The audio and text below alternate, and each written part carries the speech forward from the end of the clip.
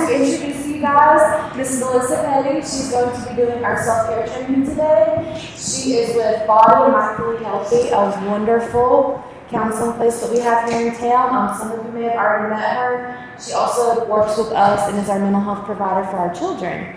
So without further ado, I will turn it over to Miss Melissa, and she can train us. Thanks, Kelsey. You're welcome. So we have to understand that self-care is a big part of our mental health, but we really need to kind of take a step back and kind of know what's going to impact our mental health.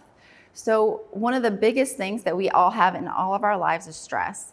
And stress can be either a positive thing or a negative thing. So for example, getting married, having a child, those are all positive things. Starting a new job is a positive thing, a big transition in your life, but those are also big stresses, and they do contribute to and impact our mental health, and we have to be mindful of that. So stress can be either positive or negative, and everyone has stress in their life, and everyone deals with stress in different ways. So hopefully today you'll be learning how to deal with stress in more healthy ways or in different ways that you haven't tried before. Another big impact on our mental health is burnout. So if you're working all the time and you're not taking care of yourself, you're maybe neglecting a lot of your self-care, you're putting your work or your family or other priorities ahead of yourself, then you can experience burnout. And burnout is just excessive and prolonged stress that you don't get a break from. And then compassion fatigue can happen to anybody, but it'll especially happen to those in the helping professions and those in education such as yourselves. So it can be where you're caring for other people, and then you kind of get burnt out because you're not taking care of yourself and putting that care into yourself, and then you lose the ability to have a lot of empathy for other people. You might start becoming really cynical and not really caring a lot about what your actions might impact for other people. And so that could be compassion fatigue. And there are some different scales that you can use to kind of check in with yourself on compassion fatigue and burnout. Using this scale can be really helpful, and it's called the Professional Quality of Life Scale. So anybody can use it. It's a very short scale, and it can be really helpful to kind of just depend on where you're at. So for those who have a lot of stress, experience some burnout, or have a family history of depression or a personal history of depression, if you have a compound stress after stress after stress after stress on somebody, eventually they're going to develop depression. And that can be a wide variety of presentations. For example, some people will become very sad, they won't have a lot of motivation, they'll stop eating. Other people will eat a lot more than they normally do. Some people, sleep will be impacted, where they're sleeping too much or sleeping too little. They'll have a hard time concentrating. They'll be more irritable. So some people don't even seem like they're sad, they seem more irritable and angry more than anything. And then others will just be kind of down and depressed, and it can look different for everybody. There's some people who have depression and are very high functioning, and it doesn't impact their day-to-day. And others, it really does impact their work and their quality of work, whether they're able to get out of bed to go to work. So it can look different for different people. And so it's really a good idea to kind of have a sense of how you're feeling, check in with yourself, knowing, like, are you sleeping enough? Are you eating enough? Like really going back to those basics just to make sure that those things are going right. Because if you're not sleeping, or you're sleeping all day and it's impacting your work, and you're not eating, or you're eating too much, those can be some of the first warning signs to let you know that your mental health might be on the decline. And getting those physical symptoms back aligned can help you to keep your mental health aligned as well. So healthy coping skills require boundaries. So I want you to think about the times in the past when you tried to implement a new healthy coping skill. And this might be like you wanted to start a new exercise program, or you wanted to start eating healthy for your mental health, or maybe you were like, I'm gonna start meditating. So think about the times when you were gonna start something healthy for you as a coping skill, as a way to better your physical and mental health. And what were the barriers that you encountered with that? Finding the time. Yeah, finding the time. Like it can be very hard because you already have all these other demands on you. So sitting down and finding the time to actually say, like, when am I gonna do this? And how can I fit it into my schedule? That's one of the most common barriers, I'd say. What are some others? Learning to say no. Learning to say no. That's exactly right. So we have to say no to other things that aren't good for us in order to say yes for the things that are good for us. For example, if you were someone who was like, I think my alcohol consumption is maybe getting a little out of hand, you might have to learn how to say no to going out with the people or the friends that you were going out with before who were drinking alcohol if you're looking to reduce your use. What are some other barriers that you might find? Other people, yeah. So if you're surrounded by people who, like if you're trying to do more exercise in your life, yeah, they might say like, you don't need to do that. Like, you don't need to exercise. Like, we don't exercise. It's not a big deal. So you kind of have to look at who's around you and what they're telling you, because there are some people who are maybe going to tell you that you can't do it or you shouldn't do it or that it's not right for you. So you have to surround yourself with supportive people who are aligned with what you're trying to do. What other things? There's got to be at least one more. Motivation. Yeah, motivation is a big piece. And so what I like to tell people about motivation is actually that's not even the important part. Like, motivation is going to fluctuate by the day, really. There's some days we're going to be waking up, we've eaten well, we've slept well, things are going well, there's not a lot of stress on us, not a lot of demands. And that motivation is going to be high. Like, we can do it then, like, because all things are kind of operating at high levels. What happens when we don't get enough sleep and when we don't eat enough because we were busy and our stress is higher? If we are relying on motivation, we're not going to have motivation on those days. So we really have to look at changing our way of looking at it and changing our mindset to say, we're not going to rely on motivation. Like, it's a great thing that can be super helpful when everything's going right. But when things are going wrong, we actually have to lean on discipline. And so I tell people that motivation's great, wonderful, 100%. But discipline is going to get you to your goals. So you have to look at, how can I set really tiny goals? Like, I'm not talking like big things. Like, these are like super easy that anybody can do. And you're going to think like, this is too easy, it's too small, I shouldn't be here, I need to do these bigger goals. And that's actually going to get more in your way. So it's looking at, how can I do something really tiny? So for example, if you use your example for exercise, then I'm only going to say, I'm just going to exercise in any form or fashion, whether it be walking or running or getting on an elliptical or whatever it might look like, for 10 minutes a day. Just 10 minutes, because we can all take 10 minutes out of our day to do one tiny thing. And if we can just commit to that little step, we can start getting into the habit of exercising and then create that discipline no matter what it is that is going on in our lives. We can carve out that 10 minutes and say, this 10 minutes is just for me. And then make that agreement with ourselves. Like, if I'm feeling better and things are going well and it feels good in the moment, I can do more than 10 minutes if I've got the time. So then you can start adding on to that time and saying, well, I can do it for 20 minutes or 25 minutes. And the same goes for other healthy coping skills like journaling or meditation or yoga or deep breathing. All of these things that we can say, like, I'm just going to carve out a little bit of time in my day and then make that a habit, so that way I can rely on my discipline and my habit rather than the motivation and willpower. So another good thing, if you're establishing a new thing in your life that's healthy and you want to have it become a habit, we have to really stack it against another habit. That's called habit stacking. So we could take that small 10-minute goal of whatever it is we want to add to our life, and then we want to put it next to something that's already habit. So for example, if you're saying, I'm going to add journaling to my routine, and that's going to be part of my self-care, I'm going to carve out 10 minutes at the end of my day to journal. So I would say, like, you would want to stack that or pair that with something really healthy that you're already doing. So at night, we should be brushing our teeth. So you might say, after I brush my teeth, I journal. And then I can do the next part of my nighttime routine, whether that's getting in bed or putting on pajamas. But you want to put it next to another habit that you're already doing, because then it's easier for you to remember to do it, because you're putting it next to another habit. So it pairs with your brain and makes that association, and then it's easier for you. You can kind of do it on autopilot after about 30 days. It'll be part of your routine and you won't even have to think about it.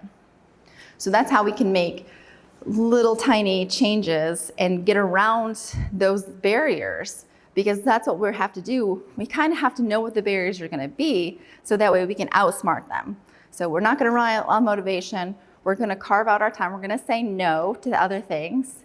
And we're going to make sure we have supportive people in our life so we can prepare to be successful rather than being like, well, we'll just wing it and hope that it's going to be okay. Because, if we're not planning, then we're planning to fail. So we need to plan to be successful. So we're going to start off talking with boundaries, because that's one of the biggest pieces in implementing something new, is having boundaries with ourselves, having boundaries with others. And there's different types of boundaries that we can kind of consider and look at when we're looking at putting into new coping skills into our routines. So those boundaries are physical, emotional, time boundaries, sexual boundaries, intellectual boundaries, material boundaries, spiritual or religious boundaries, and then non-negotiable boundaries. So there's a wide variety that you can kind of consider, and we'll talk about each one of those type of boundaries. But for each different healthy coping skill that you're looking at implementing, you'll have to look at what boundaries that you'll need to take into consideration that you might have to set either with yourself or with others. So some self-care boundaries. These are just some statements that you can incorporate, and it can be helpful. So I don't know if you want to raise your hand, if anyone uses affirmations already. So I have a couple people who use them. So affirmations, they sound like they're like, oh, why would we say this to ourselves? That's not going to be helpful. But they actually are really science-based to help change our thought patterns. And we'll get more into that as we go along. We'll talk more about how to change the thoughts that we have. But really the thoughts that we have stem from a lot of the ways that we talk to ourselves. So each one of us talks to ourselves in our head. If you thought that you were abnormal when you talk to yourself, you are not. We all do it. So know that you're human. But it really does matter what you're saying to yourself. So what you can say to yourself as far as self-care boundaries would be things like, I'm going to say no to the things that I don't like. Now, we have to be kind of a little bit flexible in our thinking. This is not a concrete term that we would use for everything, because you can't say, well, I'm going to set that self-care boundary and say, I don't like to go to work, so I'm just not going to do it. Like, we can't do that, right? Like, we have to go to work. So there's certain things we have to do that we don't like, and we still do them. And it is part of our self-care if we want to zoom out a little bit and say, I do need income to provide for myself and do the things that I enjoy. So maybe it's a trade-off where I do some work and I get paid for it. And this is how I take care of myself in the grand scheme of things. So, but there are things that you don't like that you can say no to, like the smaller things. Like for example, if someone, says, what do you want for lunch? Like, here's some green beans, and you hate green beans. Don't say yes to that. Like, you can say no. Like, you can tell people that, hey, I just don't like green beans, and it'll be okay. But there's some people who've grown up in families where it was totally not okay to say no. Like, they were not allowed to say that to anyone. And so they come into being an adult and they think those rules still apply, that they have to say yes to everything and be very compliant. But you don't. You can say no to the green beans if you don't like green beans. And you can do it in a very healthy and kind way, and just saying, I'm just not a big fan, but I really appreciate you offering those to me. So we can take care of ourselves by saying no to things we don't like. And the same thing applies to what your comment was about having the people around us that are supportive. They might say, come out and come drink with us, and you're trying to reduce your alcohol. Then that's okay to say, no, I can't do that right now. I'm actually working towards reducing that because I just want to be healthy. I feel like it's impacting my physical and mental health, and this is just a choice that I'm making, and you can make whatever choice that you want to make. But I'm choosing to say no to that. Other self-care boundaries would be saying no to things that don't contribute to your growth, that rob you of valuable time that you don't prioritize. You might want to set a boundary with yourself that says, I'm going to choose to spend it with healthy people, so that way I can become more healthy. That's what I'm looking for. I can reduce my energy in or protect my energy by reducing my interaction with people who are draining or threaten my mental health.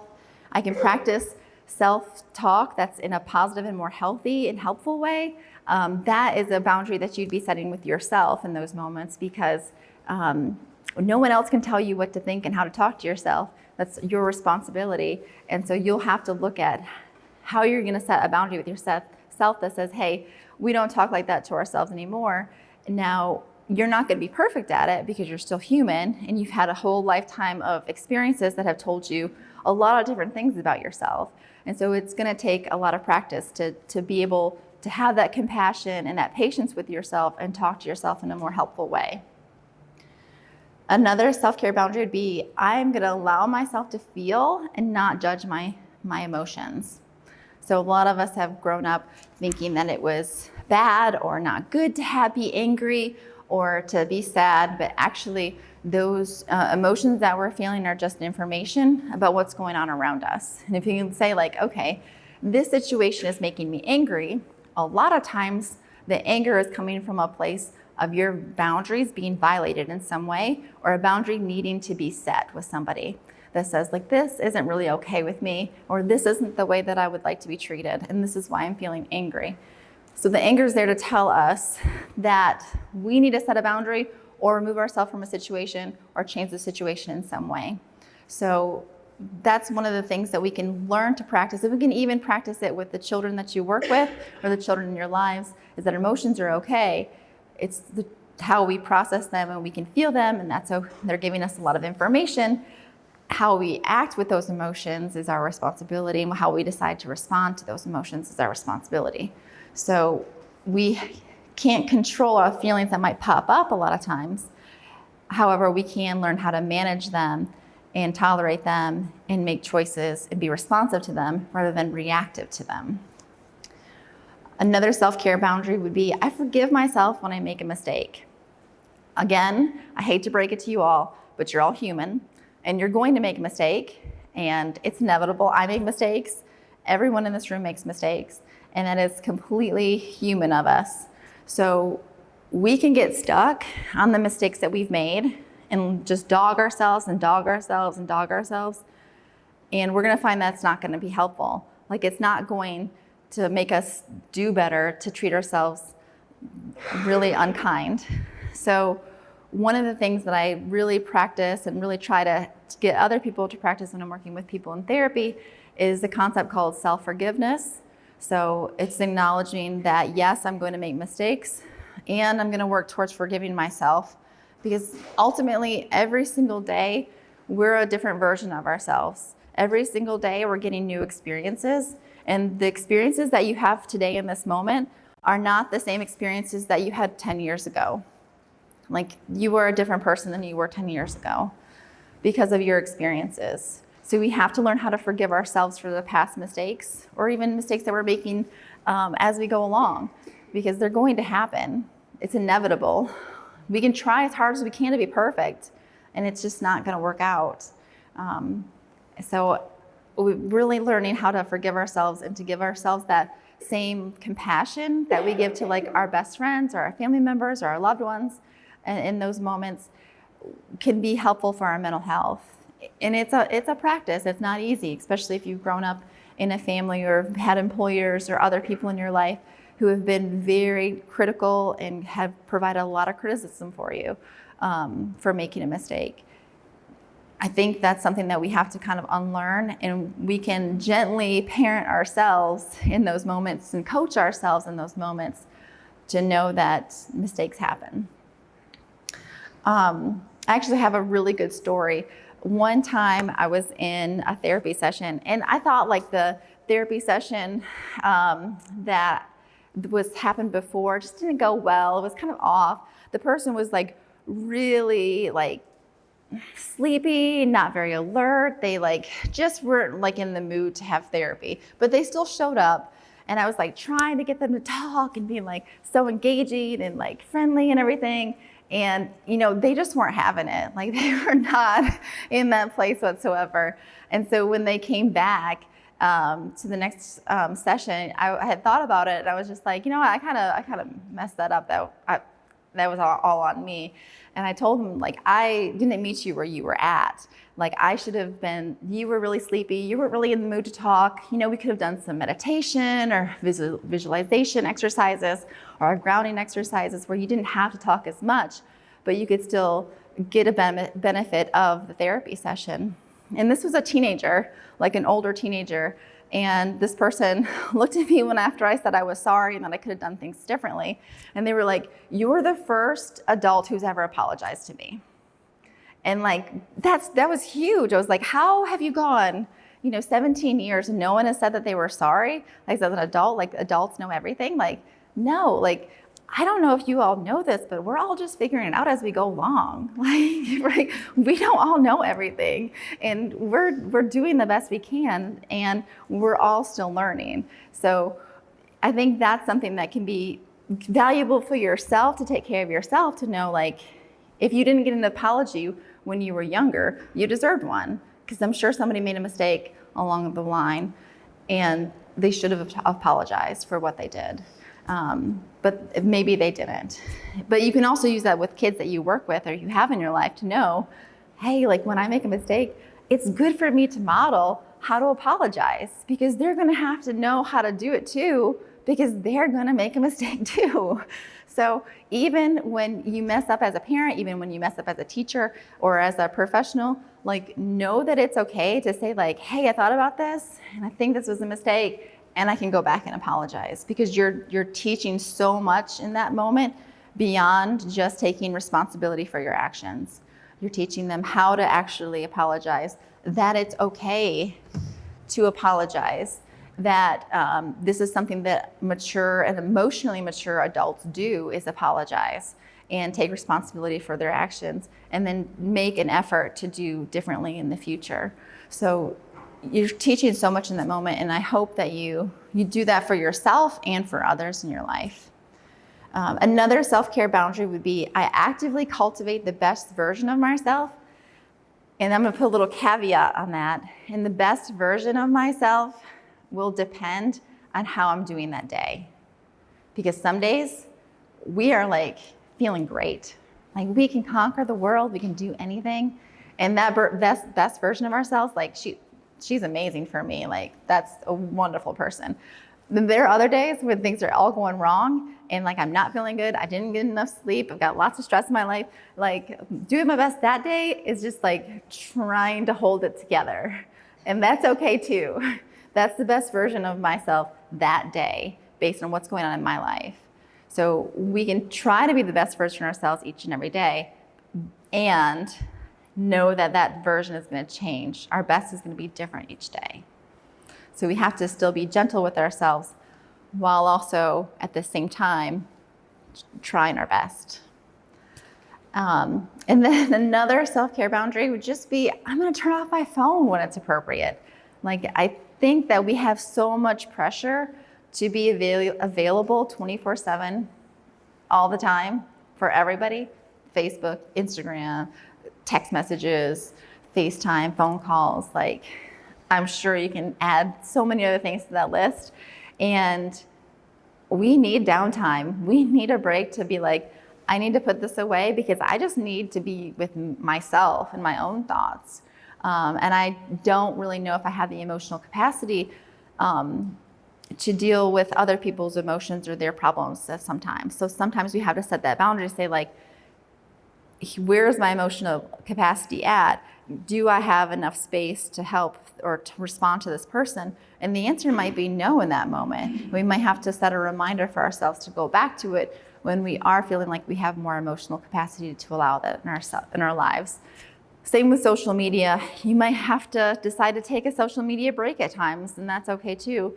I know iPhones also have the social media, like you can set time limits on different apps, and that can be really helpful too. And those are boundaries that you can set for yourself, for your self-care.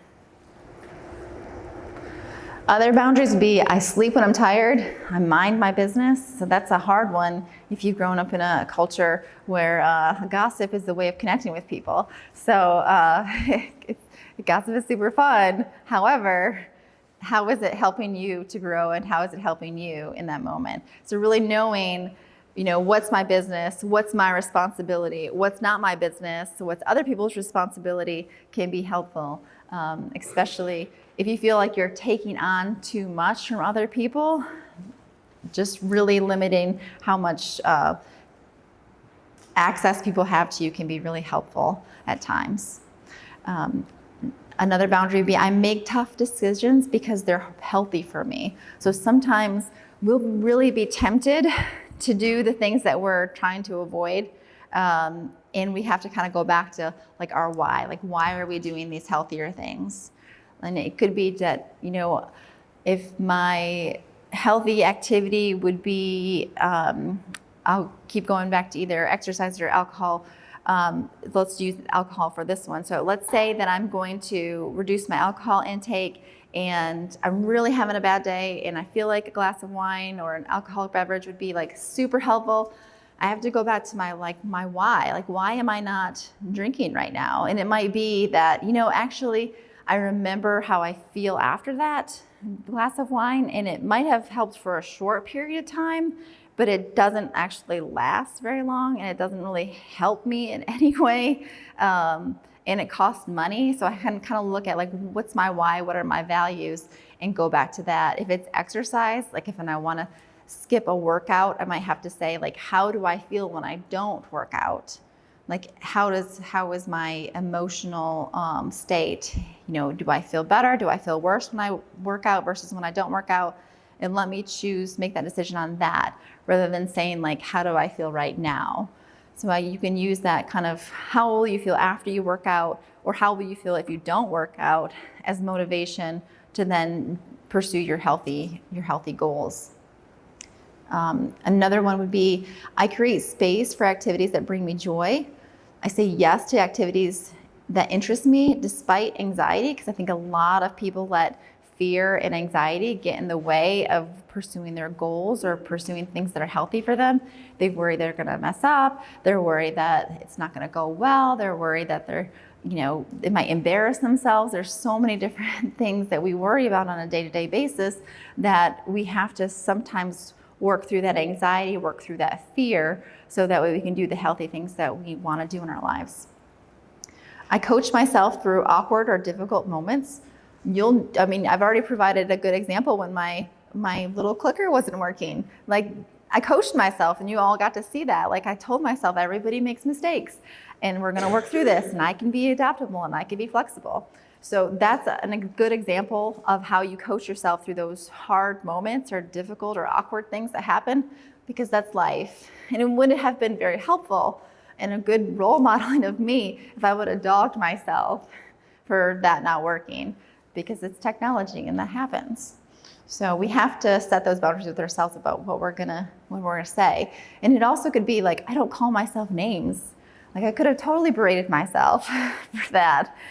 And I have that boundary that says like, I'm gonna do my best not to call myself names. Now, I'm not gonna be perfect at it, and you're not gonna be perfect at it, because we've all been called names in the past, and sometimes the past comes crawling right back to remind us of all our flaws and all the things that we've made mistakes on. So we have to kind of say like, yes, those things did happen. People have called me those names, and I'm working my best to try to do things differently and be the person that I like, rather than the person that other people like.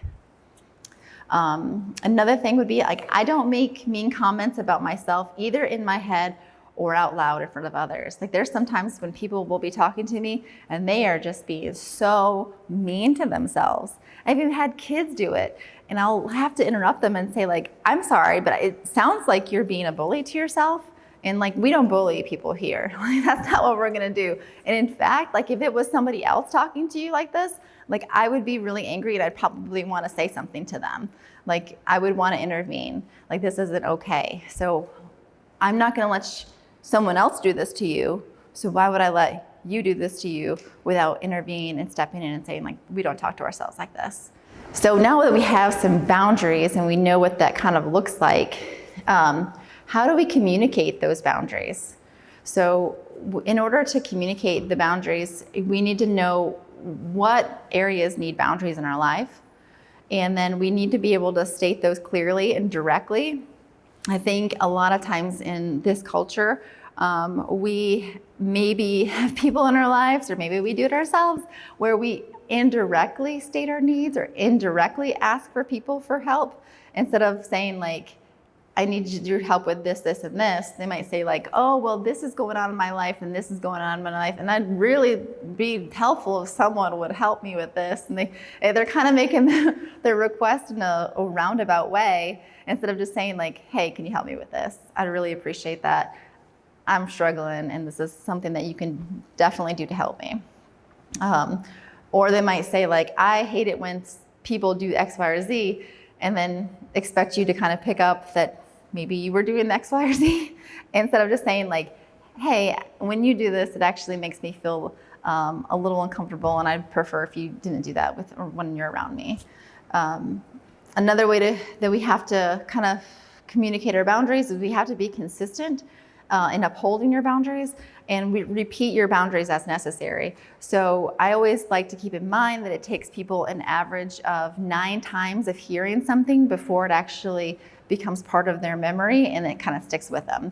So it's more for some people, especially little kids. Like if you work with little kids or have little kids in your life, it's going to be way more than 9 times that you're going to have to tell them the same thing. So some examples of boundaries would be, I want you to stop asking me the same question when I've already given you a response. My response stays the same. I use this one with my own children, especially when they ask me for the same thing over and over and over and over again.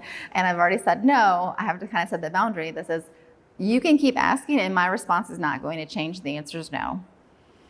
And then I don't have to respond anymore because I've made that clear. And if I have to set another boundary, then I can set that. And it might be, if you continue to ask me after I've already said no, then we're going to have to look at losing some privileges and having some consequences. So it might be that you lose your electronics for the day. It might be, you don't get to do another activity that you wanted to do. But we have to set those boundaries, especially with kids, so that way they can get used to respecting other people's boundaries too. Another boundary that could be an example is I want you to ask me what I'm feeling instead of assuming you know. Because a lot of times some people can come to us with assumptions about how we're feeling without really checking in with us to see if that's accurate. And a lot of times when we're having feelings about anything, it's complex. There's usually like at least 3 different emotions happening all at the same time. And we have to be mindful of that and set boundaries with others, saying like, you can ask me how I'm feeling rather than just making that assumption. I need you to call me before you stop by. So some people are completely okay with people just dropping by their house anytime. They like have an open door policy, like anybody can show up anytime. And that's not everybody. And we have to recognize that people feel differently about different things and have different boundaries. And it's up to us to communicate what our boundaries are and respect other people's boundaries and differences too. So for this example, this person might not be comfortable with people just stopping by. They might want someone to call or text so that way they can be prepared rather than just kind of like impromptu someone showing up at their door. Another example would be, I expect you to be here when you say you will. And again, this is going to be based on personal preferences. Some people are completely okay with people being late or not on time or doing, whatever it is that they want to do. Other times, people like really care. Like your job probably really cares about you showing up on time. And so you have to look at and say, what does this person prefer? What do I prefer? And try to find some happy medium there.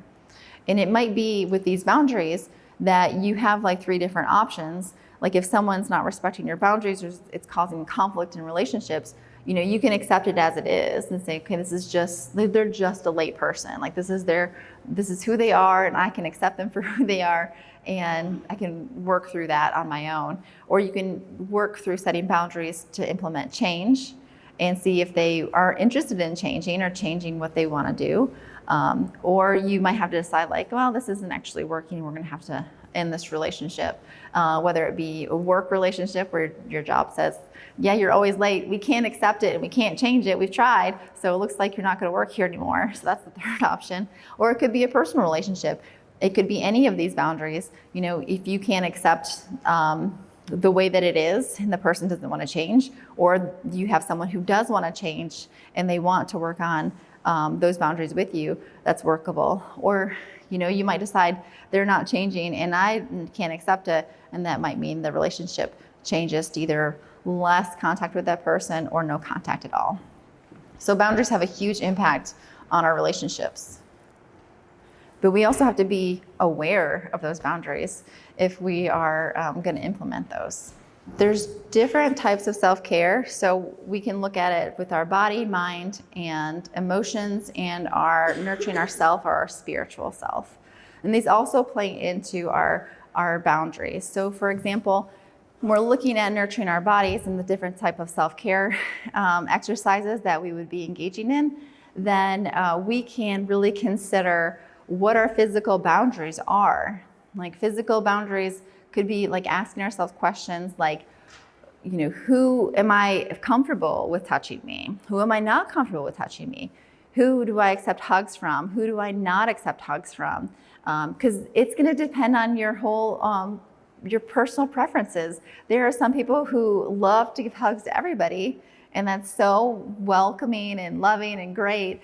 And then there's other people who are like, I don't like anyone to touch me, thank you. Like, I am good with you, we'll just do a fist bump or a high five or something, but they're not okay with that physical contact. So we have to, as part of our physical self-care, is to know like, what are our boundaries about our bodies. So we need to know, like, are we that type of person? And then maybe you're the type of person, well, it depends on the relationship. There's some people who are like, yes, I'll give them hugs all day if I know them well, but I'm not giving like people I don't know very well or complete strangers hugs. I'm just not comfortable with that. So we have to kind of ask ourselves, like, what are we comfortable with in regards to our bodies and what are we not comfortable with? And then communicate that to others and respect others people if they're different from you too. I know a lot of times people who are big huggers, they usually have to adapt to the people who don't want to be touched. So it can be something that you have to work out. Physical boundaries could also be like your space, like your actual proximity to you. Like if some people are okay with, you know, being super close when they're talking, and you'll notice like a lot of times people won't directly say that they're uncomfortable when someone's like right here, but you'll notice them, like they'll keep taking steps back. Like the person will keep coming forward, and it could be really helpful to say like, actually, I'm just the type of person who likes to have more physical space. It's not anything personal, but being that close to me makes me super uncomfortable. And I just hope that I still think you're a great person. I just need a little bit more space. So we can communicate and set that boundary with people, because I'm sure you've taught kids too, if you're teachers, or you have children in your lives, that you know, you have a physical bubble. You have your little bubble around you that you like. And some people's bubble is way out there, like 6 feet. And that's how comfortable they feel. And other people can be like right next to somebody, like glue, and feel completely comfortable. So it just depends on the person, and it's up to us to communicate those physical boundaries. Other physical boundaries could be like if you're at home or your workspace, you will have like your desk at work, and you might be completely fine with other people coming and sitting at your desk, using your pens, like you don't care, like you're completely open. But then your coworker has a huge problem with that. And that's another like a boundary that we have to communicate with each other when we're working together or we're in each other's lives, that what we're okay with and what we're not okay with. Because if we're not communicating those things, and you did use their pen without asking, or you sat at their desk, or you did something and they got super mad at you, like it causes conflict, and you didn't even intend for that to happen. But really, if we can be proactive and preventative in communicating our boundaries, then we can protect ourselves and our space and reduce a little bit of conflict in our lives. But ultimately, conflict is also inevitable, because we're humans and we all have different ideas and opinions. So we have to work learn how to work through those in healthy ways too. So that's a lot of the physical boundaries that you can set in your mind. We really went over those with the self-care boundaries that I talked about, what you're going to say to yourself to set those boundaries. And your emotions. So if you want to set boundaries like emotionally with other people, you might have to say what you're okay with being called, what you're okay with how you're being treated, and what you're not okay. So it might be that if I know sometimes you all go to a restaurant and the waitress is all calling you honey and sweetie, and some people will just eat that up and they're like, that feels so good. And then other people are like, I don't like being called that. Like does not feel good to me. And so we have to know like emotionally like how that feels and how it makes us feel, so that way we can say maybe even to a waitress to say, like, you can do it in a kind way. You can say, actually, my name is Melissa, and I would really prefer that you call me Melissa versus honey or sweetie. It just feels like a little awkward for me because I don't really know you, and I know you're a really nice person, and I want you to know my real name and call me that instead. So we can communicate it in a very kind way that still says, like, I know you're not trying to be a bad person or make me feel like this, but this is how I feel, and this is what I would prefer instead. And I think 9 times out of 10 people are like, yeah, no problem. Like, that's easy. Like, they just didn't know. And once they know how you feel, they can make that change. So that's like an emotional boundary that you can set, but you can also set with other people too. Like, for example, I don't know if you're a parent, but if you've ever been called stupid or mean by your kids, that does happen. And I think it's inevitable for all of us as parents. So in those moments, we could either be like, I'm going to take this very personally, and I'm going to get angry and berate them for that and tell them what a bad kid they are and put a lot of shame on them. Or I can decide not to take it personally and know that every kid's going to call their parent mean or stupid, and still set a boundary to say, this is not okay. Like, you can say, I know you're feeling really angry because I told you no, and you think that I'm stupid and mean for saying no. However, it's okay for you to be angry, and it's not okay for you to call me names, because I try not to call you names when I'm angry with you. So I need you to practice not saying those names to me. And so you're teaching a lot of that moment, rather than saying, like, don't do that. We don't do that to people. Like, you're a bad kid. Like, that kind of thing is going to cultivate a lot of shame, rather than saying, like, you're angry, for one, because you didn't get your way. And 2, we still don't say those things. And I'm not going to do that to you either. So I'm going to treat you with respect, and you're going to treat me with respect too, because this is reciprocal. It's not just one way. It goes both ways. Respect is earned. It's not just automatically given. And we need to model that if that's what we're expecting from other people too. Boundaries related to our spiritual self, or could be like, if you have someone who's really pushing their religious ideas or spirituality on you, it may just be like, that's just not for me. Like, it's okay that you feel this way. And I really love and value our friendship. And like, I choose something different. And this is what I believe too. And I think we can still be friends, and we can still work this out, even though we might believe different things. So there's a lot of different boundaries that we can set. Around our time, around our possessions, around our material things, around our body, around ourselves, and with others in our relationships. And then we also have the non-negotiables that I mentioned earlier. So non-negotiables will be like our absolutes, like, that are not okay. I will not tolerate being called really disrespectful names from adults. Like, I'm okay with them swearing, and I'm okay with them saying things, but if they're directing that to me, that's crossing a line, and I'm not going to be disrespected that way. And I'll have to be setting a boundary about that. I'm not going to allow anyone to physically harm me. So that might be saying, like, if someone's going to, and especially an adult or even a child, going to physically put their hands on me to harm me, I'm going to have to set a boundary. That's non-negotiable. That is not okay. Like, these are things that we will not budge on. And your non-negotiables can be different. They could be anything. You'd be like, I am never going to be around someone who chews with their mouth open. And like, if that's your non-negotiable, that's completely fine. You can make that choice. you'll cut out quite some people, lots of kids, but that is a choice, and that could be one of your non-negotiables. But you can decide what your non-negotiables look like, things that you're not going to budge on. Like, you are absolutely certain that this is not something that you're going to have in your life. And it might be like, I am not going to spend time with people who are injection drug users, or like, it can be something, it can be anything really that you say, like, this is not okay with me, and that's your non-negotiable, and it's not changing. And we can communicate to other people that too. It's just saying, like, look, this happened, or you did this, or you're doing this right now. This is something that I'm never going to budge on, and we need to either decide, like, if this can continue or not. Like, if this relationship can continue, or maybe this friendship doesn't continue. Maybe you have to set a lot of boundaries to say, you don't get access to me anymore. And that's another way that you are respecting yourself and teaching other people how to respect you. Because there are certain things that are tolerable and certain things that are not tolerable. And we don't have to be treated poorly. Does anyone have any questions on boundaries?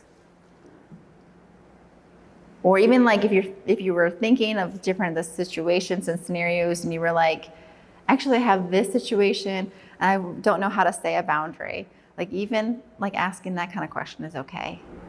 How do you deal with the guilt that may be associated with setting boundaries? That is a great question. So how do you deal with the guilt that might be associated with the boundary that you're setting? So I did not mention this, so thank you so much for saying that, because when you set a boundary, it's very likely you're going to feel guilty. And we have to look at, those feelings and knowing what's coming up for us when we tell somebody no. And it might be that we really do want to help, or we really do want this person in our life, or we do really want this thing to change. And we have to say no. And there is guilt that comes along with that. So we have to really work through that. We don't need to deny and say, well, if I feel guilty, then this was the wrong choice. No, it could still be the right choice, and it can still be really healthy for you, and you can still feel guilt from that choice.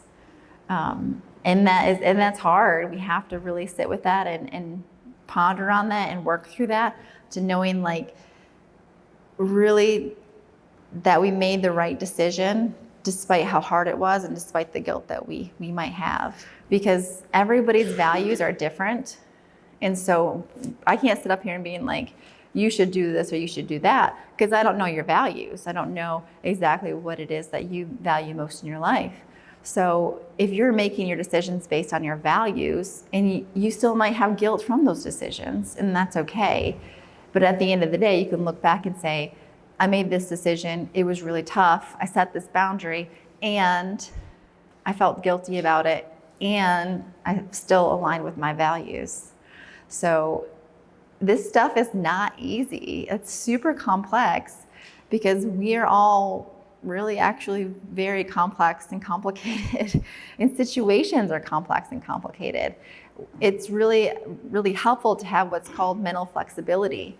And so that's not being really rigid in our ideas, in our opinions, and how we go about doing things, because we have to be flexible. Because I don't know if you noticed too, like, the world is not predictable.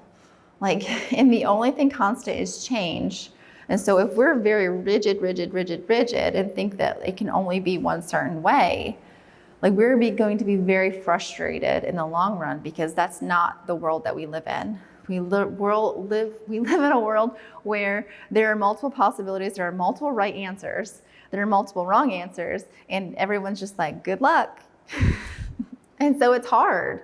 And we have to really kind of say, like, this situation's complicated. I'm going to have a lot of feelings regarding this boundary that I'm setting, and I can still be flexible in what that looks like, and I can still be gentle with myself, and I can still forgive myself if I make a mistake. All of that at once. And that's a lot for our brains, because our brains like cut and dry and simple. Like, that's why we crave it so much. Are we eating today or not? Like, are we safe or are we not?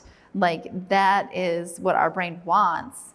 And we live in a world and we have relationships with other humans that is not that cut and dry and simple. It's usually yes and rather than, no but. It's yes and it's complicated. So we've talked about the different types of boundaries, and now we'll talk about the different types ways we can take care of ourselves. So that's nurturing our body, nurturing our mind, nurturing our emotions, and nurturing our self and our spiritual self. So we'll start off with talking about how to nurture our body. So I've talked about the basics, like getting enough sleep, eating enough, and also making sure that you're eating healthy food. And I like to tell people that the way we know what's healthy and what's not healthy is really trying to get into going back to the basics. So fruits, vegetables, lean meat, whole grains, really making sure that we try to give our bodies what we need to be healthy. And so we can't be perfect at that either. And we live in a world with lots of temptations. So I like to have the 80-20 kind of mindset, where 80% of the time I'm gonna be eating really healthy, and then 20% of the time I'm gonna be making some choices that just taste good. So we can do that with a lot of things in our lives. Like 80% of the time, let's try to be healthy, and then 20% of the time it's okay to not be as healthy or to make different choices, because we can't expect ourselves to be 100% healthy all the time. And everybody's definition of what is healthy is different. So we can use some, technical markers if we want to look at keeping our bodies healthy, such as like our blood pressure, our heart rate, our cholesterol. We can look at those kind of markers to know how we are doing physically to keep our bodies healthy, but also looking at what we're giving our bodies to and how we're moving our bodies. So to help your body, we can kind of use all these other techniques too that I'll teach you today. And one of the things I like to teach people and I like to remind people is that sometimes we have to use our bodies to calm our minds, because our mind might be going and going and going and going and really, really anxious, or maybe it's not in a good place. And it can be really hard to say, like, I'm only going to use self-talk and cognitive approaches to like help change my mind. Sometimes we can be so caught up in overthinking things that we have to use our bodies to calm our minds. So that's something that could be really important. If you're feeling like really overwhelmed, you want to go back to your body. And usually if the body gets calm first, your mind's going to follow it. Sometimes we can have our mind change our body, but really, if we can calm our body, it's going to calm our mind a lot quicker. Because what you're doing in those moments is you're regulating your nervous system. And sometimes when we're really overwhelmed and stressed, our nervous system gets dysregulated. And you can feel it. Like if you've ever been so angry or so stressed out, like it feels like your entire body is like vibrating, right? Like it is like completely dysregulated, and you just feel like you're completely out of control. In the inside, maybe outside it looks like you're fine, but on the inside it feels very much out of control. And that's a really good indication that your nervous system is dysregulated. And so you'll want to use some body techniques to then regulate your nervous system. So one of the easiest things that we can do is just focus on our breath. And that's really as simple as it sounds. It's really taking the time and just paying attention to the breath going in and the breath going out of our bodies. And so I'd like for people just to know that you can use it. It's simple. Your breath is always there. It never leaves you. And so I like to also remind people that if you ever have feelings of like fear of abandonment, fear of being alone, fear of not being able to handle things, sometimes it's really important to go back to your breath and saying, my breath has been there since the day that I was born. And it has not left me. It has not failed me. It's always been with me. And if you want to go even further back, you can even look towards your heart. Your heartbeat has been with you before you even took your first breath. And it has not failed you. You're still here. It's still with you. And you have you no matter what. So in those intense moments when we're feeling a lot of fear, and a lot of feelings of loneliness, we can kind of turn towards our bodies to know our bodies have never left us. Even if we've had people in our lives leave us, like we've been there the entire time. And that can give us a lot of grounding to know that we are very immensely capable of handling ourselves and getting to a place where you're surviving. Because right now, everyone in this room is still surviving and you're still alive. And there's always hope as long as you have a breath and you have a heartbeat. So, and I like to even use this example for people who, I've worked with people in therapy who have died and came back to life. Like, it's still very comforting to know, like, their body, like, life handed them a situation where they almost died, or they did die for a couple moments, and their body still didn't give up on them. Like, they're still here. And that can be very empowering to know that you have that capability inside of you. And it's always with you. Like, no one is taking that away from you at this point. And hopefully you're never in a situation where someone does try to take that from you. We can also use a body scan. So a body scan is a lot like it sounds. And when I'm working with kids, I like to even give them, I have this little magnifying glass, and I'll tell them, I want you to start at the top of your head and then go all the way through your body, all the way to the tips of your toes, and just notice throughout your body, like where you're feeling any tension or tingly or anything that might be kind of a little like discomfortable. And just kind of notice it. And through that, it's like bringing your attention to your body and how that feels. Because then you can then use that to say, like, okay, well, if I'm doing my body scan right now, starting at the top of my head, going down to the tips of my toes, like I can kind of feel a little tension in my lower back. I can kind of feel like in my toe, for some reason, having a little bit of discomfort in my toe. It might be my shoes. But you can kind of like tell, like a lot of times we're completely ignoring our body in the moment. There's some people who will sit in really uncomfortable positions, and then an hour later they'll get up and be like, wow, my body really hurts. Like, and they wouldn't even realize in the moment because they're disconnected with how they're feeling in their body. But if you can bring your awareness back to your body, you can say, like, I can get my body comfortable, and then I can feel more emotionally comfortable in this moment too. Then if you wanted to take it a step further, you can do what's called progressive muscle relaxation. So you're doing the body scan, you're scanning your body from the top all the way down to your tips of your toes. And through each body part, you are then tensing and then relaxing. So if you were going to start with your face, you would tense your face and make a really funny face. And then you would tense your neck, and then you would tense your shoulders and let go, tense your back, hold the tension and let go. And you would go all the way down to your toes. And it's just a way to bring that awareness to your body, but then also notice the tension, notice what it feels like to be tense, and then notice what it feels like to then relax. And those three things are incredibly helpful, and you can do those any time of the day, and no one's gonna know what you're doing. Like, no one can see what you're doing, and knowing that you're doing a relaxation technique and you're calming your body in that moment, and you could do it as much as you feel the need to. So the next one is a meditation, and that is really just turning your attention inward. So this would be something that you could do. A lot of people like to do this when they're at home or they're in a comfortable space, and there's not a lot of distractions around. And really it's just turning inward to your thoughts and your internal state, because we all have our brain that's kind of talking to us all the time. And sometimes we have to practice not hanging on to the thoughts that pass by. So sometimes our brain will give us a thought that's not very helpful, and we'll get stuck on it, and we'll go over and over and over it again, and we get kind of like stuck in that, rather than saying, like, I'm going to practice meditation, I'm going to practice mindfulness, and I'm going to notice when I have a thought like that, and I'm going to practice like having that thought and then letting it go.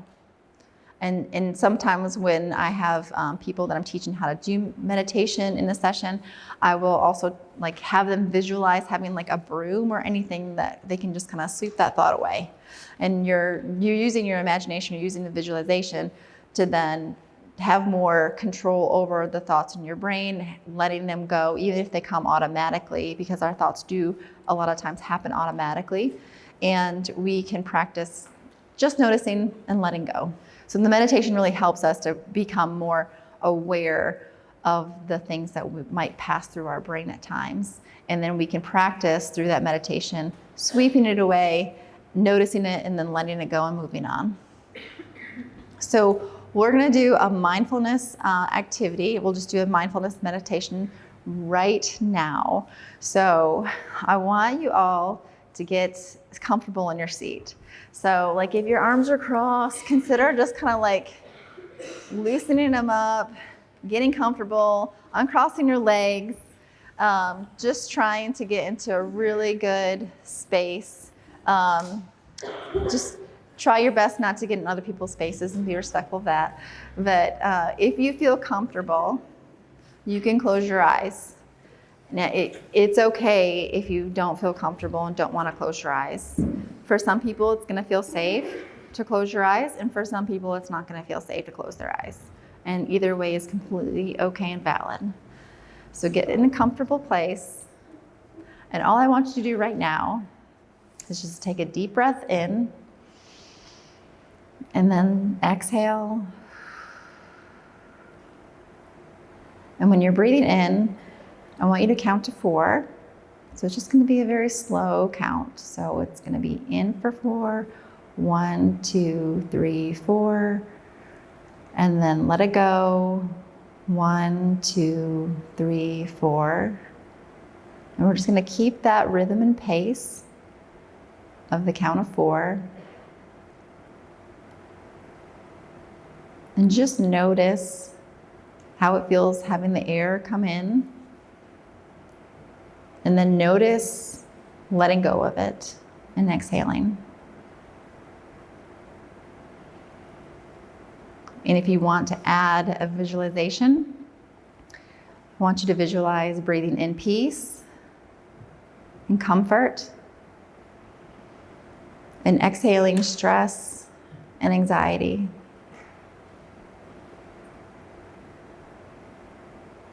You can inhale strength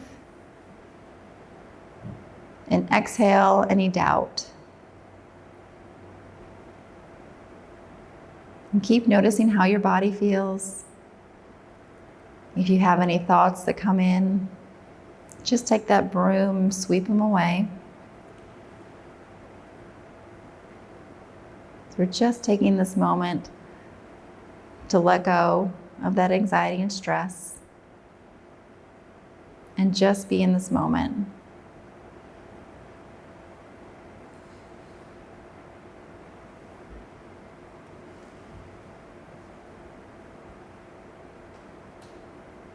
And then when you're ready, take one last deep breath and let it go. And then you can open your eyes and come back to the room. Yeah, you feel less stressed? Good. Do you feel it in your body? Yeah, you like loosened up as toward the end, like you felt like a release kind of happen. Yeah, that's really good. A lot of times with EMDR, there's a phase called phase 2, and it's preparation phase, and it's actually like pairing a word and a visualization with the deep breathing too. And so a lot of times when people, I'm doing that exercise with them in therapy, that they did not know that they can use their body and their mind to like calm themselves. Like sometimes it's like a realization for some people to know that they can actually do this exercise and feel better. Like, and some people will even experience like they'll feel like a shift once they start using that coping skill a lot more. So that's something that you can also do too on your own, is you can do that mindfulness meditation that we did, and you don't have to do it for very long to feel less stressed. You can actually do it for a couple minutes at different times during the day and feel better. Some people will do it at the beginning of the day. They'll do like 15 or 20 minutes of this, or at the end of the day. I actually recommend doing it in smaller segments throughout the day because most people's days are pretty stressful. So it's good to give your body that break a lot of times too. So and doing that, you can pair that with a relaxing word or a relaxing visualization. Like if you like the beach or if you like going out into the woods, you can use that visualization to pair that with the deep breathing and then that feeling too. And then you can give it a cue word. Like some people's cue word is peace, some people's cue word is serenity, and they'll say that and use that in those moments too for that mindfulness meditation. But what you're doing is you're helping your brain and your body to calm down, but you're also giving yourself a break. And we all need those breaks from the endless chatter and the stress and the anxiety and the doubt that we have throughout our days. So you're giving yourself a break. Another thing that we can do is something called mindful eating. So you could take anything. I like to use fruit when I'm doing this in a therapy session with a client. So I'll get a piece of fruit, and it could be a grape, it could be a strawberry, it could be an apple, it could be anything, and practice mindfully eating. And that's really eating something incredibly slow and really noticing the texture, the taste, the flavor, how it changes over time as you continue to eat. A lot of us eat and do things on autopilot, and all these activities are doing is helping to ground you in the present moment. Because a lot of times if you've noticed your thoughts and you notice what goes on, we're not in the present moment a lot of times. A lot of times we're either in the future and we're worrying about things that haven't happened yet and maybe won't happen because we're terrible at telling the future. Or we're in the past and we're thinking about things that have already happened that we can't change. They have already happened, they're done. And so these activities help ground you in the present moment to know right here, right now is actually the only control that we have. We don't have full control of the future, we can't see it, and we can't go back and change the past. So these activities, again, they ground you in the present, and that present moment can help you to notice where your control and your power actually lie. So we don't get caught up in worrying things about, because I think there's some statistic that says we worry about things that 80% of the time they don't even happen. So that's a good kind of thing to remember. Oops, I think it went ahead. Other things that you can do to nurture your body: yoga, exercise, massage, acupuncture, acupressure, taking a bath or a shower, washing your face, washing your hands, grooming your nails, caring for your hair, applying lotion to your skin, making your favorite meal prepping for the week, drinking enough water. And then what other ideas do you have to add to this for taking care of your body? I know one of the things I'll do in between sessions, or if I'm transitioning through my day, is I do wash my hands between sessions. So I'll either go in the kitchen or in the bathroom and wash my hands and just take just 30 seconds to a minute to feel either the hot or the cold water or the soap on my hands and be mindful of that and how that feels. And I also will visualize if it's been a really hard session or I'm feeling more stressed, I'm actually visualizing physically washing that stress off of my hands. And so it's kind of a practice in letting go of what just happened so I can move through the day with a fresh mindset and be fresh for the next person that I'm about to help. So that's one of the things that I like to use in my work day.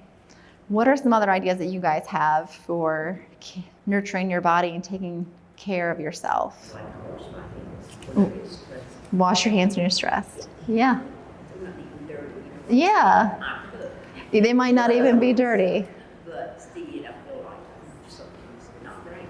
I feel it. Yeah. Yeah, or even putting lotion on your hands too, feeling the way the lotion feels on your hands can be helpful. I saw your hand up. Going for a walk. Yes, that's a great one. Moving your body in some ways. So if you have a short break in your day, just going for a walk outside and changing your environment can be a huge change for your mental health and take care of yourself too. There's something about sunlight, fresh air, that just does something for our brains. We really do enjoy it. And especially on a day where it's sunny and it's nice out, like we tend to enjoy those days even more. What are some other ideas? Yeah.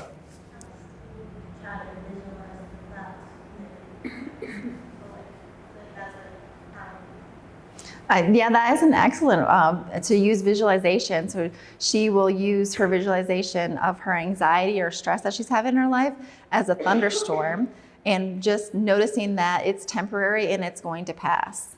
And that is a great reminder. So thank you for saying that, because our feelings are temporary. They're not going to last forever, which can be very comforting to know, like, it's not going to be a forever thing. It's going to change at some point. And sometimes we just have to be patient in the waiting for that to change. But and that can be really helpful in hard times too. There's going to be times in your life that are more difficult than others, and during the hard times it's good to remember that that's temporary, because eventually it's going to change. Whether you do something or you don't do something, the situation will change. Any other ideas?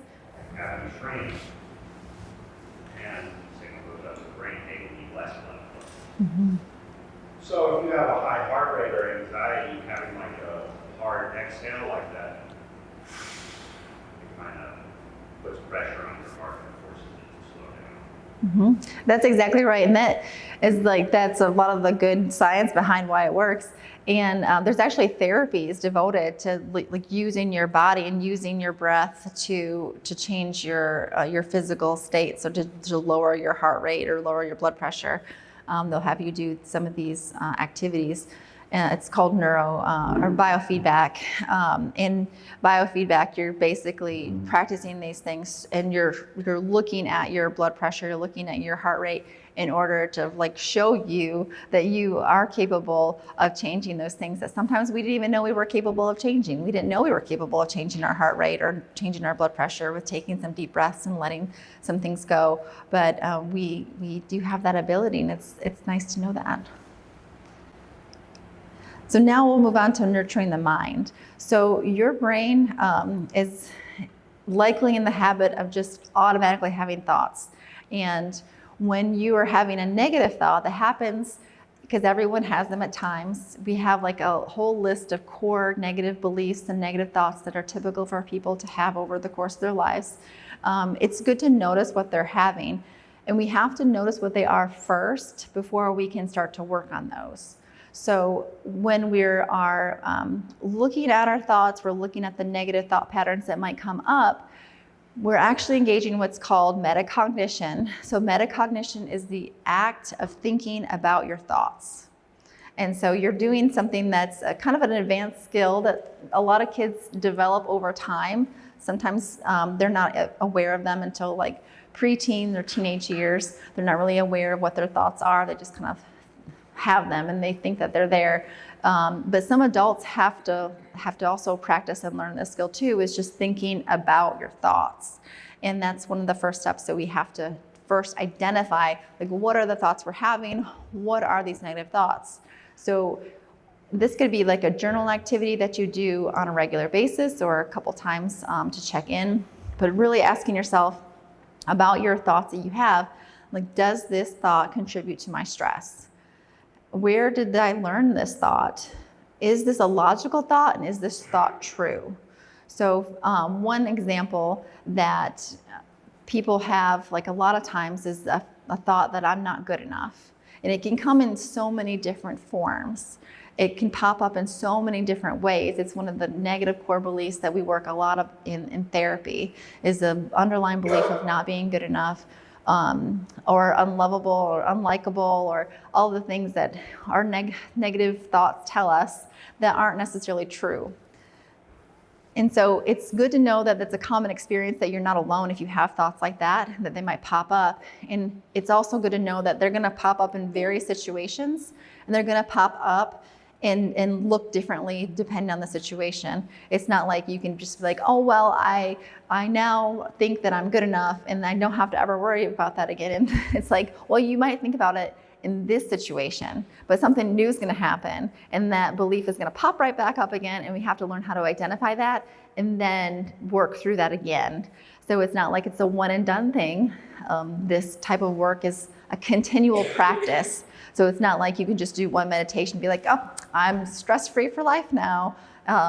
Or eat that one salad and be like, now I'm healthy. No, all of this, including what we tell ourselves and how we challenge those negative beliefs about ourselves, is a continual practice that you're going to have to do throughout the course of your life. So a lot of us did gain some of these negative cognitions in our childhood, whether our parents or caregivers intentionally meant for us to feel this way or not. A lot of times our kid brains interpret what our parents or caregivers say to us or what they do, or the people in our lives, what they do. A lot of times kids will automatically say, it's my fault. Like, it doesn't even matter if it had nothing to do with them. So we have to kind of look at that and say with our adult brain, like, what part of this could have been my responsibility? And it might have been none because you were a kid and had no control of the situation. Or it might have been like, I did the best I could in that situation. Like, I wish I could have the superpower to have changed it, but I didn't. And now I have to look at how that negative belief now pops up in different aspects of my life. Because when I was little, that's what my brain went to, which is completely normal. And it's something that we have to be aware of and mindful of. So that way we're not taking responsibility for things that aren't our responsibility as adults. Because a lot of times we've not heard from an adult to say, look, you're going to do the best with what you can, and I'm going to do the best with what I can, and I'm responsible for my emotions. So a lot of times we grew up with parents who didn't say, like, look, my feelings are mine, you don't have to be responsible for them, I take care of those. We heard parents that said, you made me feel angry, you made me feel this way, this is your fault. And that leads us to sometimes take on the responsibility for other people's emotions way more than we need to. So I like to teach people the responsibility pie chart. So if you look at a pie chart and you can say, like, what percentage of this was my responsibility, and what percentage is the other person's responsibility? Because it's not going to always be 100% on you. Very rarely will it be 100% on you, because if you're working with another person, they have some type of role to play in that situation. It's not all or nothing. So going back to these questions and analyzing the negative thoughts, after you've answered the questions, you've decided that that negative thought is not true. It's not always my fault. It's not true that I'm not good enough. It's not logical to say that I'm not good enough, because I could be good enough in these situations, and maybe I need to learn and get more skills in these other situations. And so that's not logical, it's not true. And I learned it from my children from X, Y, or Z experiences. And it contributes to a lot of my stress. So now I have to work on, what am I going to say instead? How am I going to restructure that thought to be more helpful? So for example, if we can think of those negative thought patterns as old tapes. So we have all these old tapes that sometimes will start playing and say the same old thing again and again from the past. And we can say, okay, those negative thoughts are just the old tapes playing again, and I'm working on playing a new tape. And the new tape says, I am good enough. I am a responsible, emotionally mature adult. I can take responsibility when it's mine. I can apologize and I can forgive myself and acknowledge that I'm a human and I'm gonna make mistakes, and I can keep moving forward and try my best. I'm not gonna be perfect, but I can try my best. And so it's practicing the new tapes that use the more helpful thoughts and don't continue to use the old tapes from the past that don't help. So when you're doing these things, in the beginning, it's going to seem really hard. It's because our brains get into a pattern of like having these super fast connections. So when you've done something over and over and over and over again, like these old tapes that play, it becomes a faster connection in your brain. And so it's going to be easier to go there. Like, you're going to be able to go there automatically. And when you're trying to learn something different, your brain is actually forming new connections and neural connections. And so that takes time. And so it's like the new neural connection is like an old country road. Like, you're going down the mountain, You're going to have to go on a windy thing. It's going to take you a little bit of time to get there. It's not as fast as going down the interstate. And so we have to be patient in the process and know that the more that we practice, the faster that connection gets. It's going to be an interstate one day. We just have to be patient and keep practicing to make it that way. Just like when you're learning anything new, like when you learned how to walk, it wasn't automatic. You fell a lot. You had to try over and over and over again. But eventually now, like, you walk without even thinking about it. Like, you don't have to think about where your foot's going. You don't have to think about balance or hanging on to things. So this is the same thing with when our brain is learning a new thought pattern and a new tape. We just have to be patient and keep practicing. And that's called neuroplasticity. And everyone has the capability to have change in their brain happen. And that's why therapy is effective, is because you do have the capacity to change how your brain functions. And you can also do this through journaling. So I've mentioned journaling before. Journaling can look anything like you would like it to look. It really can be most helpful if you're focused on the future and what you want more of in your life, rather than focusing on what's going wrong and what's not working. So focusing on what you want more of and what you can do, having a solid plan to make that happen, and moving forward with that in your journaling practice. So nurturing your emotions. So that going back, it goes back to setting boundaries and communicating clearly. So there's different types of communication, and being in an assertive place is the most helpful and effective way of communicating. So we would want to convey in an assertive communication that I matter and you matter. If we're being aggressive, then we're conveying that I matter and you don't matter, and I'm going to get what I want no matter what. And that's being very aggressive. Being passive aggressive is conveying I matter and you don't matter, but I'm not going to tell you that part. I'm going to do it in a roundabout way to then make it seem like you don't matter and that I'm the only one that matters. Or you can be passive and I don't matter and you matter. And that's not really fair to you either. So we can come to nurturing our emotions and setting these healthy guidelines in communication and boundaries, conveying that I matter and you matter at the same time. So we'll want to practice using something called stop, breathe, reflect, and choose. So when we're having big emotions happen, we're going to stop, we're going to take our deep breaths, and we're going to reflect on our feelings, reflect on the situation, reflect on our values, and then choose what our response is going to be. We don't have to go with that first reaction, because the first reaction for any of us is not going to be helpful, because that's a lot of learned patterns from other people. And it's okay. We can acknowledge without shame that we have those, and we can still choose to do something different that's more helpful to us in the long run. And then when you're conveying your emotions, you're talking about your feelings, you're talking about your boundaries, it's always good to start with I feel statements or I statements. So I feel sad and disrespected or disappointed when you forget our plans.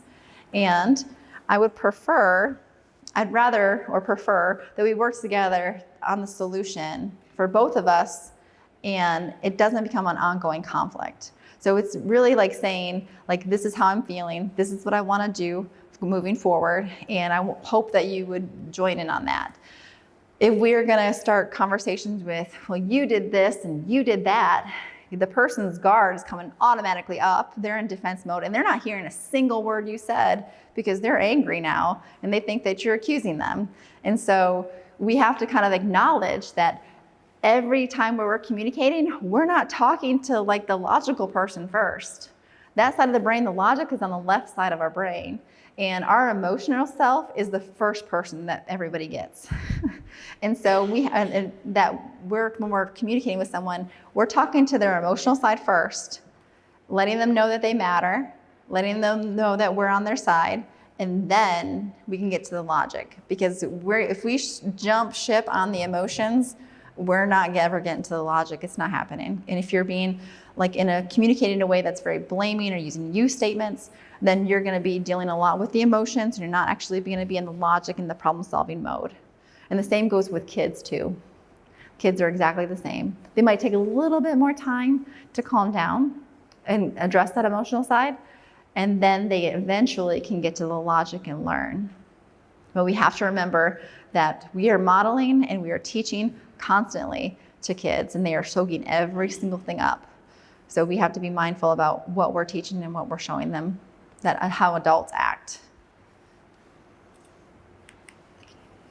Nurturing our spiritual self. So some more affirmations that you can practice, but you can also practice some spiritual and religious beliefs. You can create an environment that feels very peaceful and safe to you. You can take breaks and engage in leisure and healthy activities. You can set your priorities and make a schedule.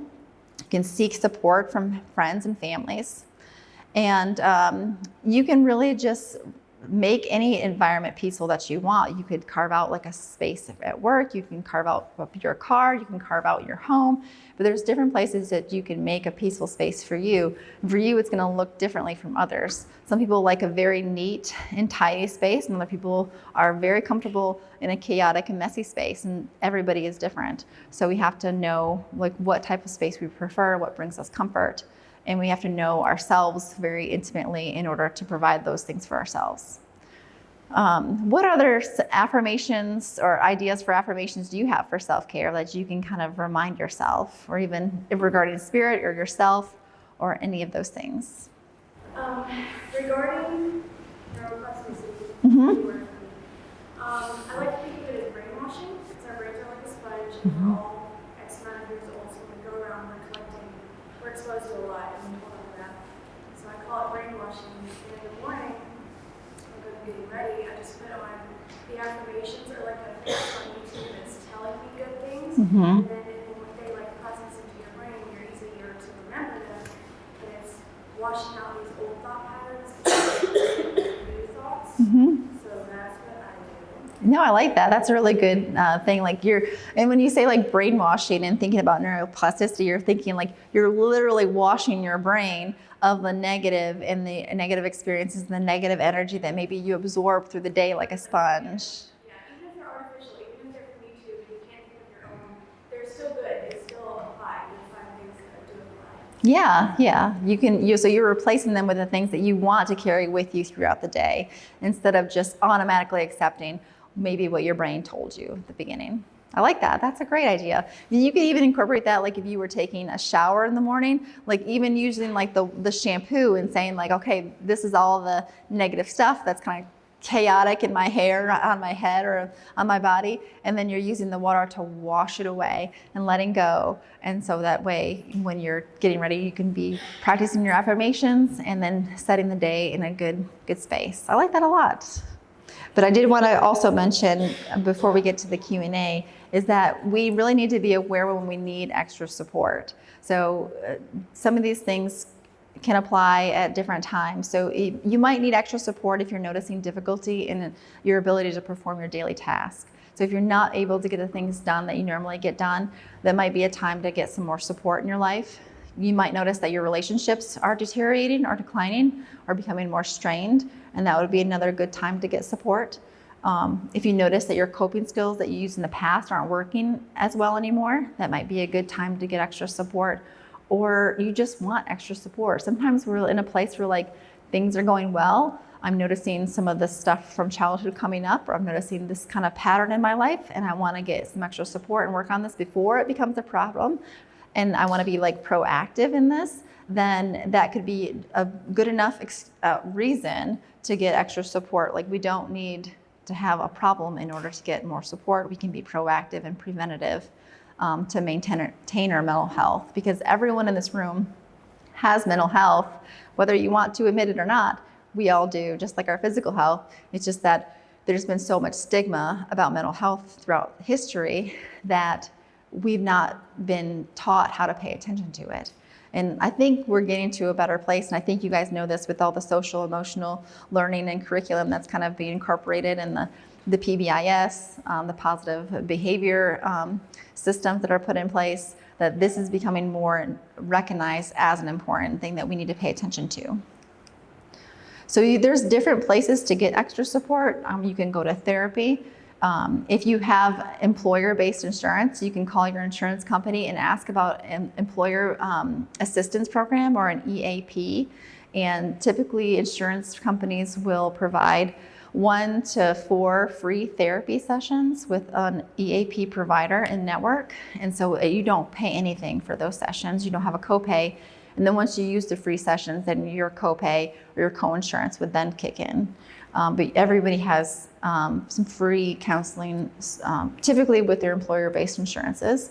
But there's also warm lines and support groups. So I've put some warm lines up there. The biggest one to always remember is that if you or a loved one ever has any thoughts about suicide and is serious on acting those thoughts, to call a 988, which is the National Suicide Hotline.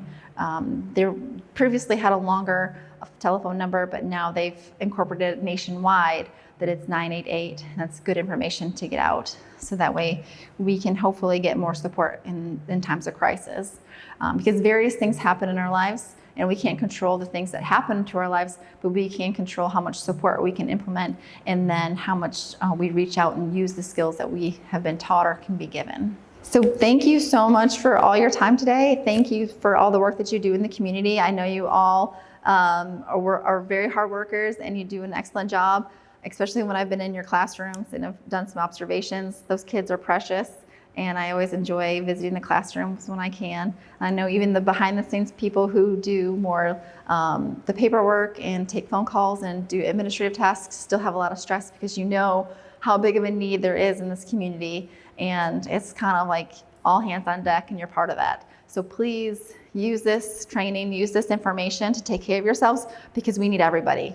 We need everybody for this community, whether it's through mental health or for substance use. It's all hands on deck, and I appreciate how you contribute. So thank you.